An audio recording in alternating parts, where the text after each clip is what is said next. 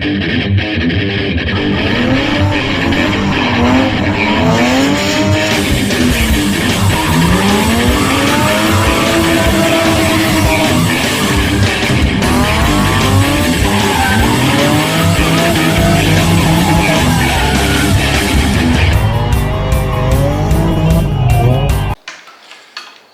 I pulled off the Xcessive Manufacturing and Willwood rear brake line, and now I'm going to kind of compare it to the chase base so you can see what the difference is and why I said it's not long enough. Alright, here we go.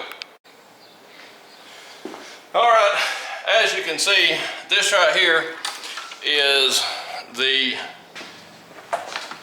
is where it's centered up in underneath the rear end on the IS300. So this was my center point, and I pulled it out each direction this way, away from the center to each hub, and hooked it onto the brake.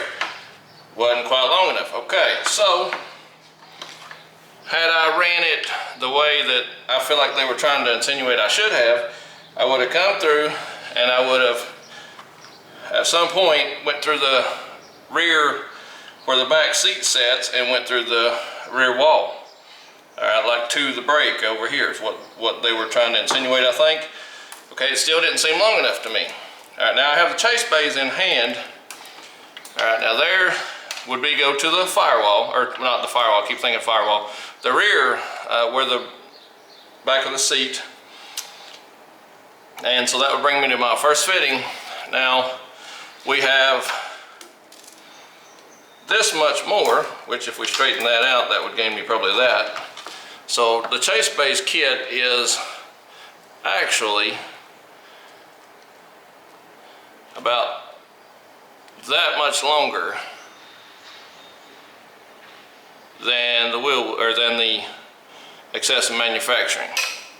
So that would have been absolutely perfect, I feel.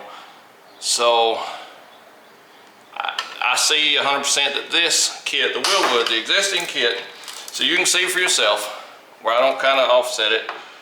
Alright, so I'll even try to half hook it together here. Alright, so that, even with that pulled in, is that much longer. Alright, now had we had this kit, it would have never pulled out. So I'm sticking to my argument that this Xcessive kit is too short. I was thinking it was just me, and I still may have missed something. There may be something that I didn't do. But without having to add in something, this kit is too short. This kit 100% to me is too short. The chase bays is more of an accurate distance. Now, granted, from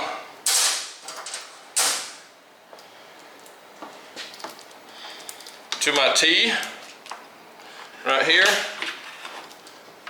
Now, alright, so here is where my T would be. Now the chase base is going to be that much short overall. But that's okay. That's not going to come into play, I don't think. You know, the overall kit was that much longer. Well, if that would have been added out here somewhere, would have been better. So that's the difference in the chase bays and the Xcessive Manufacturing. I just don't think the end lines were long enough. I just don't believe they are. And I'm going to have to say, I'm going to have to stick to that, because I don't think I did anything wrong. Even if I ran it the other way, drilled through the rear firewall, we'll call it, wherever the back seat sits, that wall, I don't think it would have been even anywhere close. So, and I couldn't go any more direct, so I actually put this where the rear diff was above it and come straight out to my brakes, and it just was not enough. So now, even if I ran this kit, the chase base, the exact same way I ran this one, there will be enough slack. It just is longer, and that's what I was short. Now the first piece from the actual Ebrake, now that one will allow me to get back to where I was to the rear diff. That's not going to allow me to go that far back. So that will change that I have to, because this piece, this front piece, will make a difference. So with that being said, I do have to change my plan of attack, because if this would separate, I would use this one, because it's longer and that would get me back to that middle piece, or back to the above the rear diff. This one's not long enough. Now I could go have a piece made or order one more line, I could, but I'll put it in as they suggest, because it's built around that. This one I didn't know, and even if I did put it through where I cut through the back of the seat, it's not going to fit. So this is definitely longer, more accurate kit. So far I have to side with the fact that this one is better for me in this application, doing it the way I'm doing it now. If I'd done it this one, the way I'm going to do this one now, would it fit? No. These would still be too short, I feel like. Unless I'm just doing something wrong, these are lacking. I mean, the chase base kit's probably 4 or 5 inches longer per side. So had I had that much distance, this kit wouldn't have ever tore apart. Which, I don't know if you can see, it pulled one of the ends out, and I can show you in comparison what's missing.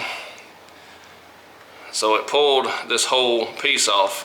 So I would have to have one of them press fittings or crimp fittings to redo that. And I don't have that, and I don't have the capability of doing that. So I can take it to a brass and hose place. Maybe they can cut it and repair that, and I just extend it. Maybe we can use it later, but this is not right.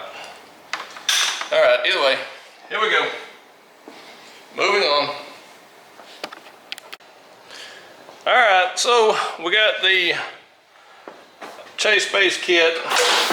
I'm going to let this lift down a little bit. I'm going to show you the inside first. That way you can kind of gauge where the lines are actually in this thing. All right, we'll start with the front first. All right, so the front line, I got it just kind of kicked back. You know, it's angled just a little bit to the center. All right, now the back, it gives you just shy of being able to go all the way back. That's okay. All right, and so right here, when you come this way, there is a bracket. Let me find where those brackets are. There's this bracket is right here. Well, it's actually bolted in right here. And this side's got a stud. What I did is there's this stud sticking out. I knocked it back through and put a washer on it, so I didn't have to drill anything. If I had to do it over, there's a hole right below it. This one was okay, but that side over there, I'll show you why. You should probably go in the bottom hole over there, and it would be okay to go in the bottom hole here, but I didn't have to drill anything. I just knocked them bolts out, took a pry bar, and so, which I'm not completely done, you'll see.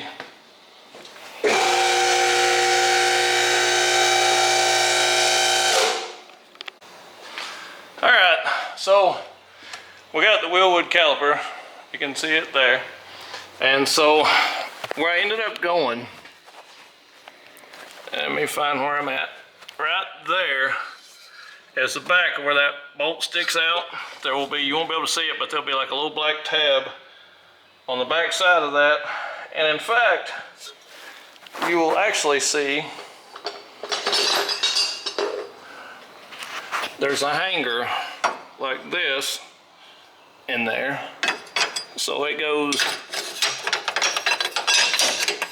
somewhere to that effect, somewhere in there. Where am I? I can't even find my hand. There I am. So that effect, this little hanger will go kind of up in there. But there's a little plate right there. You'll see the back of that little plate will have a little black spot. That's the back of that stud. So I just took it and knocked it completely through and broke it off. So if you can see the little hole down and to the left of it, that's the one I would suggest. Because the reason is when you get to this side, it is that bottom one will give you more room instead of trying to make your line trying to kink. That bottom one will give you a lot more direct shot to get to it from down from here, to be able to access it, to tighten it and all that. So I think you should go that bottom line, but I still got to unkink it. It's twisted where I've tightened it. So I got it, and it actually, when it comes off of here, it goes down and it'll follow my other brake line. It'll be pretty close to that, so I may kind of zip tie it up here, but then it goes right to the back of my brake line. So this is the way it should have been. This is the way the kit should have been to start with. So I gotta say, the quality of the Xcessive, especially the bracket, is great, but the line's just too short. That's the only complaint of that kit. The line is too short. And that's it. It's a simple kit. It's a simple install. It's straightforward. If somebody wants to listen to me, it needs to be about 5 inches on each side of that line. And that's it. Other than that, that kit's perfect. So kind of keep that in mind. If you buy the wheel wood from Xcessive Manufacturing, the bracket is amazing. So you definitely want that bracket. That bracket is the one to have. And then that's pretty much, once I get that finished up, my son actually ran to get us a case of waters and something to eat, but he's gonna help me bleed them out. I gotta finish tightening them. I'll have to have him hold them on the inside so I can turn them. And so when I went through where I knocked the bolt through, I ended up I found a washer and put a washer on a thin washer. Don't use a thick one because there won't be enough going through the wall of the back seat, and you won't be able to get enough, tightened up on it. So put your thin washer on it, shove it through there. You'll have to have somebody hold it on the inside while you tighten on the outside. Get it good and tight. He's got it, when he comes back, he's got to hold it while I tighten the lines up. If not, the fitting will turn inside.